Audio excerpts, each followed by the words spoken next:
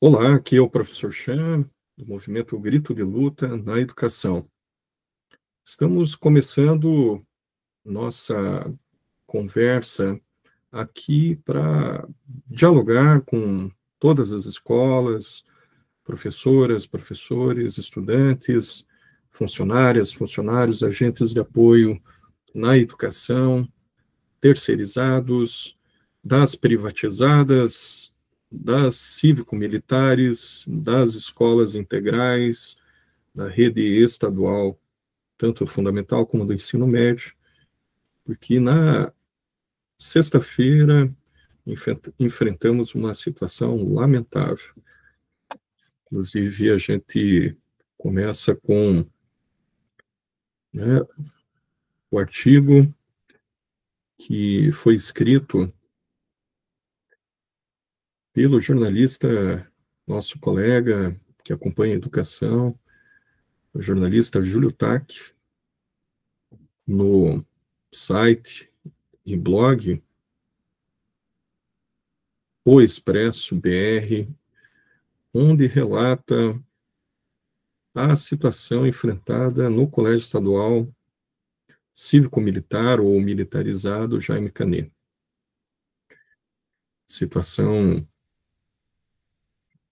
que foi noticiada a nível nacional, que colocou toda a comunidade escolar do Paraná e a educação no Brasil em situação de alerta, de reivindicação, de que as condições de trabalho e o respeito à autonomia didático-pedagógica retornem às escolas do nosso país, e principalmente aqui no Paraná. O Colégio Estadual Jaime Canet, pelo relato feito pelo jornalista Júlio Tac, relata a situação que foi enfrentada nessa sexta-feira, uma situação escandalosa, né, e desumana, onde a professora Silvaneide, professora de português, acabou falecendo. Mas, mais do que isso, longe de ser uma situação corriqueira na vida da classe trabalhadora, na classe trabalhadora da educação, né, alguns relatos, pelo menos levantados pelo jornalista Júlio Tac, né, mostram que o ambiente do Colégio Estadual Cívico-Militar Jaime Canet já demonstra uma situação de desrespeito, inclusive com estudantes. No relato, inclusive, desse artigo do jornalista Júlio Tac, escândalo em colégio estadual, violência e intimidação chocam a comunidade escolar e levantam alerta urgente. É relatado uma situação arbitrária de brutalização e violência que é denunciado pelos pais. O próprio artigo diz, lendo o artigo aqui, né, da situação de um estudante que, no seu dia de aniversário, e com um bolo em mãos, teve o seu bolo e teve a sua presença na escola, né, questionada, onde se retirou, derrubou o bolo de aniversário do estudante e sofreu intimidação, né, e relata, inclusive, aqui, né, que é uma situação corriqueira na escola militarizada, que merece essa matéria do nosso colega Júlio Tac, merece uma investigação mais atenta, independente, né, que já mostra indícios de um ambiente escolar, muitos relatos, né, desse tipo de intimidação e violência nas escolas, com estudantes, principalmente nas militarizadas. Inclusive, questionamento que o pai faz aqui é que se a escola é um local de inclusão, dessa forma se torna exclusão, que é o relato do pai, que inclusive, né, no próprio artigo, diz que a mesma situação aconteceu com mais 3 estudantes no interior do colégio. Então, há precedentes na situação que a comunidade enfrentou e que ficou abalada na sexta-feira, com o falecimento, a morte da professora Silvaneide Monteiro Andrade, onde outras matérias indicam, né? Vamos ver aqui,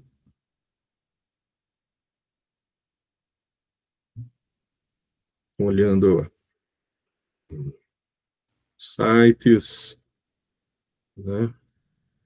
Temos aqui a notícia a partir do Instagram,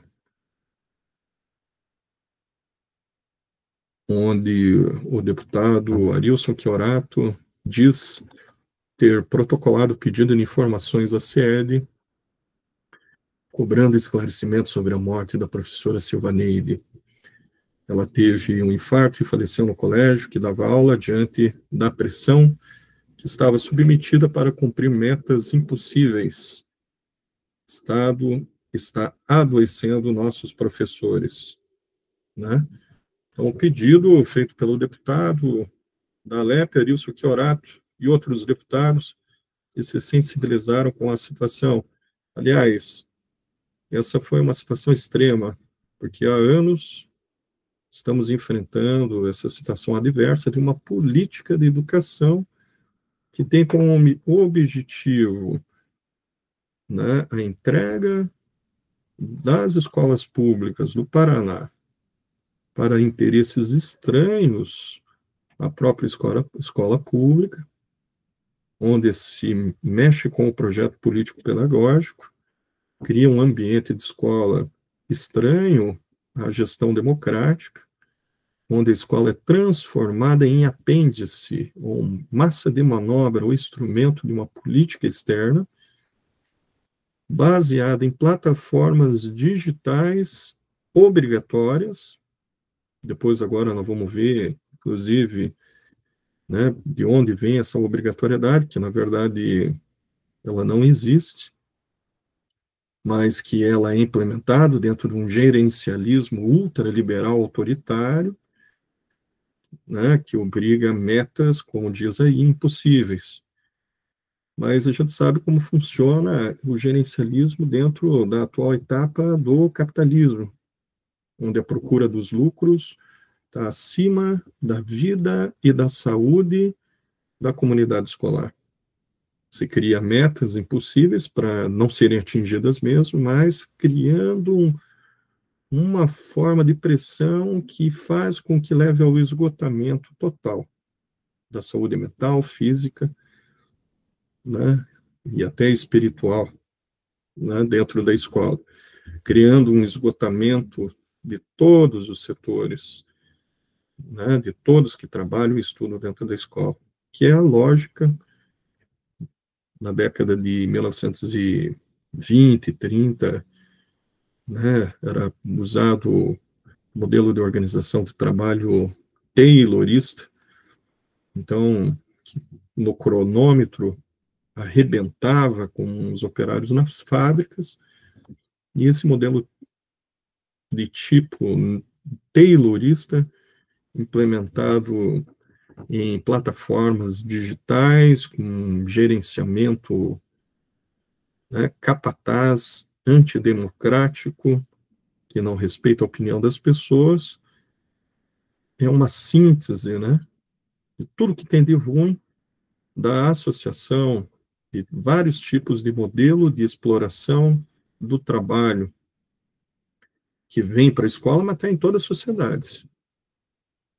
A gente vê aí não só o esgotamento dos trabalhadores na escola, mas na sociedade inteira, nos mercados, supermercados, mercearias, própria uberização, a plataformização, onde não há direito algum, quanto menos do descanso, porque não há direitos trabalhistas e condições de trabalho, fazendo o trabalhador se estourar, se arrebentar em um ritmo de algoritmos de pedidos e entregas, né, que acabam fazendo com que a pessoa trabalhe 12, 13, 14, 15 em vários aplicativos diferentes. Então, nós estamos numa etapa na sociedade, inclusive na escola, onde movimentar o controle e a extrema pressão, opressão e exploração rende muito dinheiro para governos capitalistas e empresários capitalistas, principalmente os ultraliberais de extrema direita, principalmente os ultraliberais de extrema direita, mas também, né, aqueles governos que se dizem progressistas, mas que são coniventes e que auxiliam de alguma forma a manutenção desse projeto, seja colaborando, ou seja atuando diretamente. Os processos de privatização, né, são realizados pelo governo federal, governo Lula, pelo BNDES e pela Caixa Econômica, as parcerias público-privadas, e os governos, inclusive o governo Lula, não questiona nenhum dos governos que implementam esse tipo de exploração, pressão, opressão na educação. Inclusive, fazem parcerias público-privadas e acordos políticos para que tudo funcione e continue dessa forma. Nós também verificamos, né, como eu tinha dito a vocês, a questão da obrigatoriedade do uso das plataformas digitais de educação no Paraná. Um colega nosso, professor, mandou inclusive, né, relembrando que a própria normatização do uso das plataformas digitais não estabelece nenhum tipo de obrigatoriedade. As plataformas digitais, elas recebem uma normatização, inclusive, que diz o contrário, que diz que elas devem ser incentivadas, potencializadas, empenhadas, mas dentro de um processo de autonomia do professor. Isso quer dizer o quê? Que o professor ele tem autonomia para usar no momento que achar mais adequado as plataformas e aplicativos de ensino-aprendizagem digital e virtual. A própria Isso Circular de 2023 da Secretaria de Educação fala, inclusive, sobre isso, né? O Ofício Circular número 006, 2023, uso da plataforma digitais educacionais, não aparece o uso obrigatório, o estabelecimento de horário, dia, ritmo e metas que são utilizadas na escola.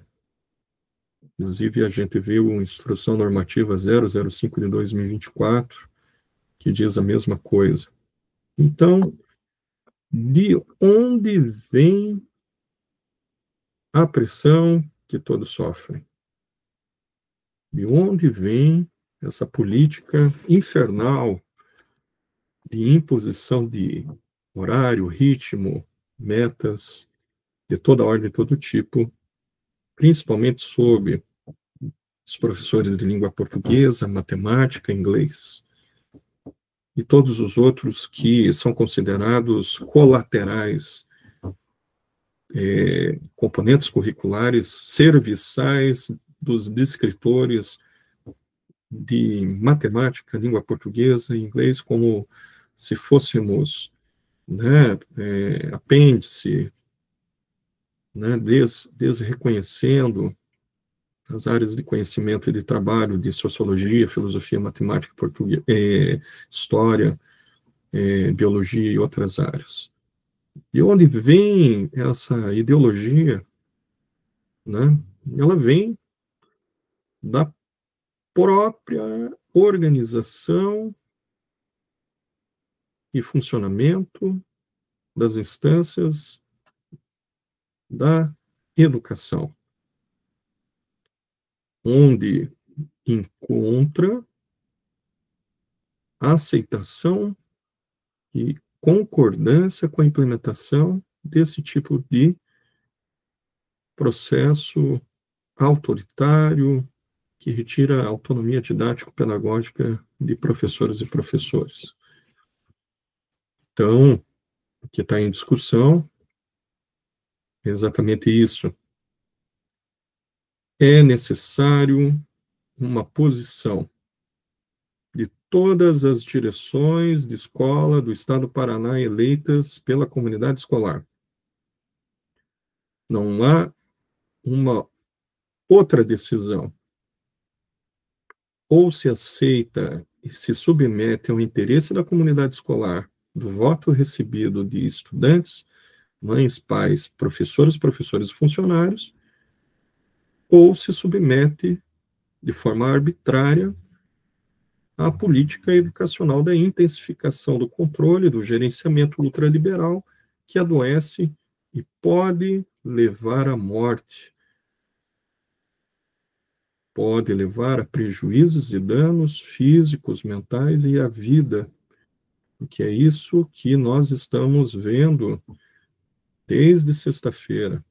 Cobrança e investigação do que aconteceu no Colégio Militarizado Jaime Canet. Uma investigação independente e rigorosa, e em outras escolas e colégios do estado do Paraná, para que se saiba a verdade,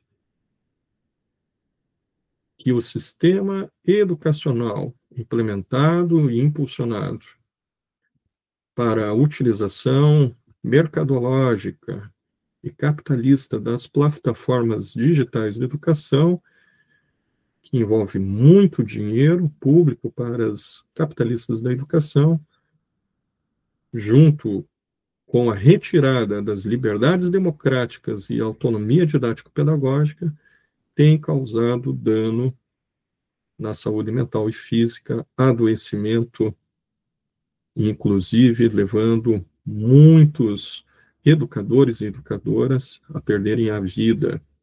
É uma investigação necessária, independente, né, e uma cobrança que deve ser feita. Por isso,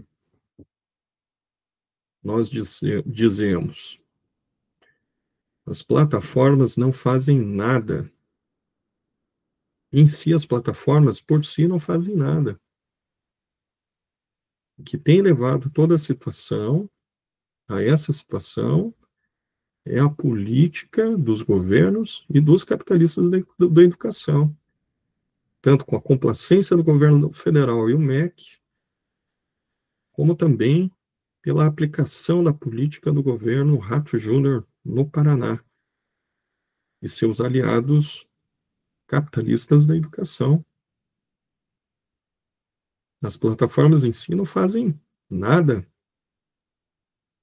O que fazem são os que controlam, são proprietários, são os sujeitos históricos que tomam posição política para fazer isso que estão fazendo agora. A gente acompanhou nesses dias, o chamado da direção da PP Sindicato com relação a tudo que aconteceu. Vimos o chamado do comunicado urgente, semana de luto e luta em defesa da vida, greve de plataformas, basta de pressão e adoecimento. Meu trabalho tem valor, minha vida não tem preço.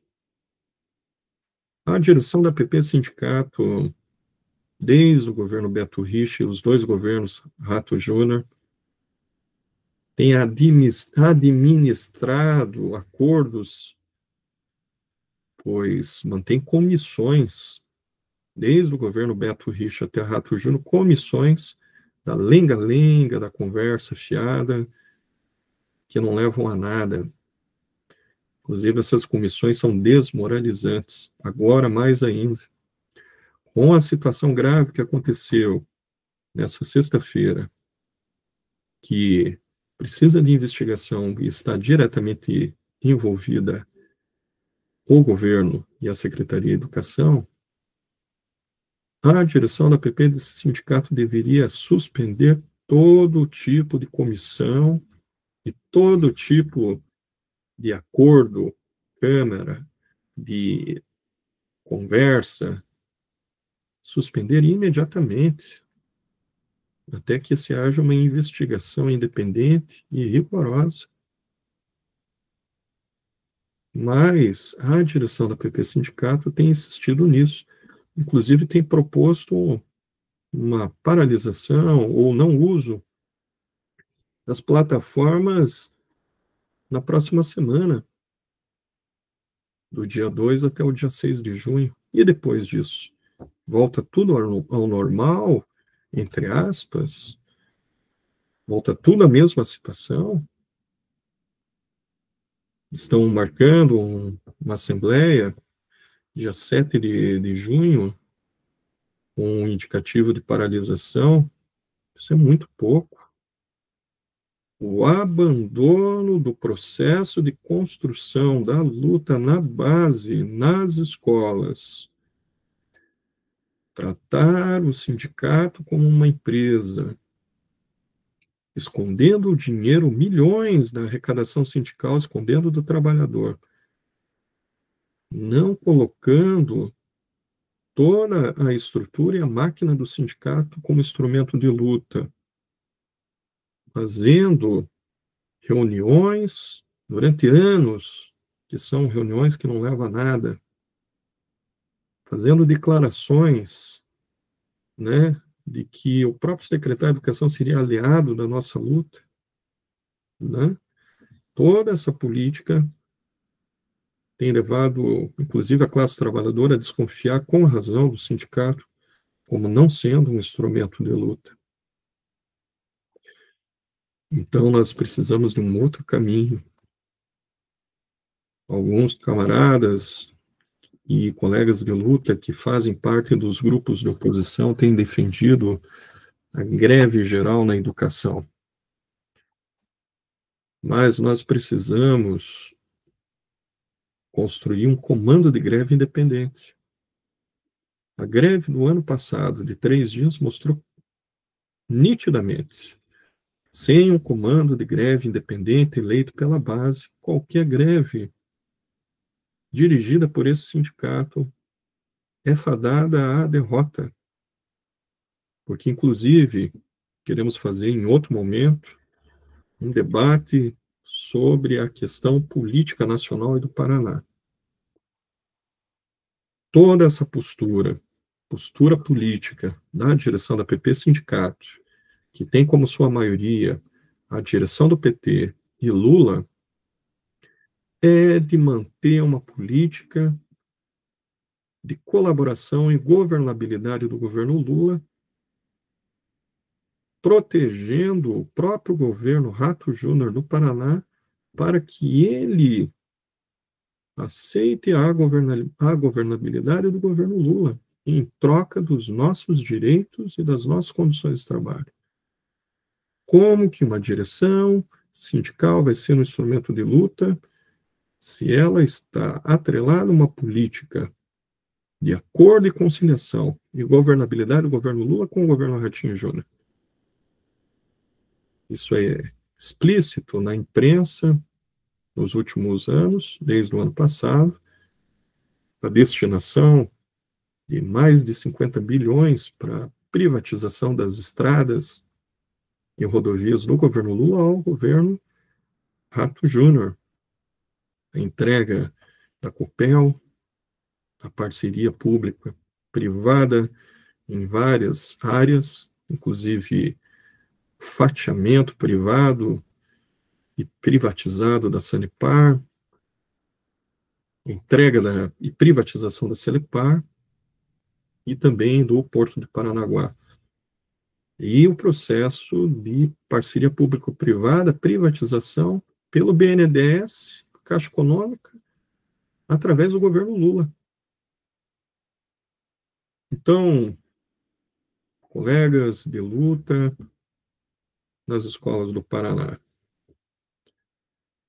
nós orientamos que a gente comece um processo de mobilização nas escolas.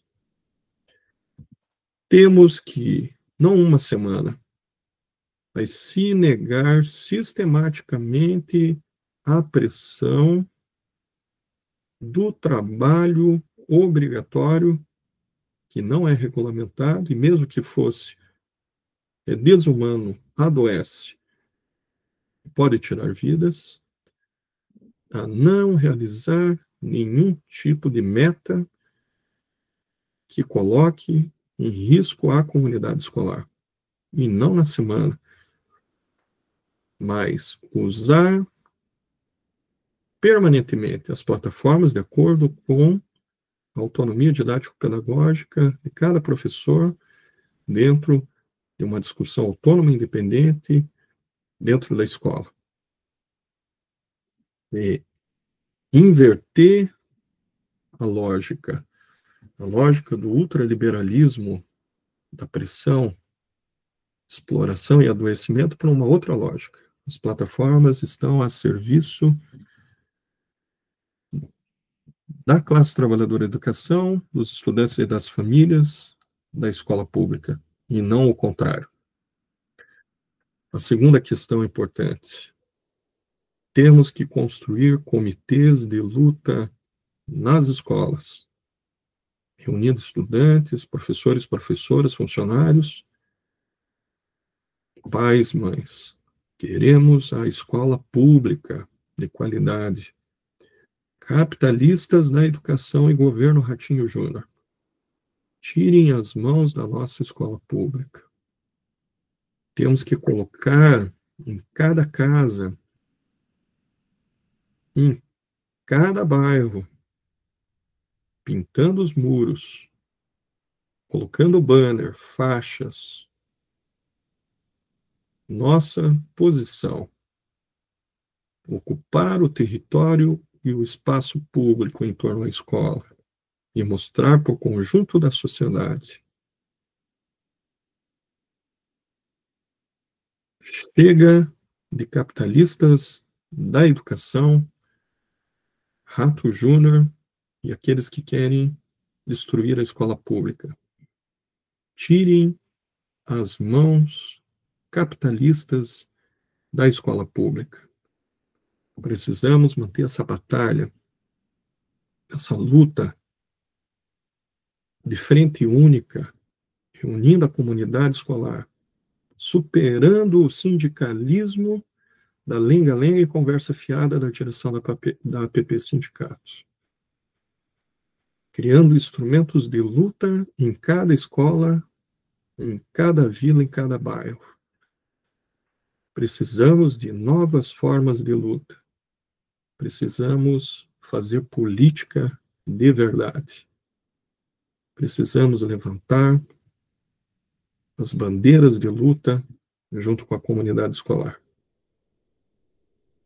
Faremos um próximo conteúdo em uma próxima gravação falando sobre os acordos espúrios e a política no Paraná entre governo Lula, direção do PT, direção da PP Sindicato e governo Ratinho Júnior. Vamos analisar a conjuntura política no Paraná, porque nós precisamos fazer política, e ela não é eleitoral. A mobilização política passa pelos comitês de luta, casa a casa, escola a escola, mobilizações e passeatas, abaixo-assinado e protestos, manifestação pública. Temos que fazer aquilo que a direção da PP Sindicato não faz. Temos que unir nossas forças. Fica o recado aqui do movimento, o grito de luta da educação. Vamos à luta, esse é um momento decisivo. Precisamos dar uma virada no processo de mobilização e resistência. Vamos à luta, boa noite, bom domingo, e vamos organizar nossa luta nas escolas, nas vilas, nos bairros, nas igrejas, em defesa da escola pública.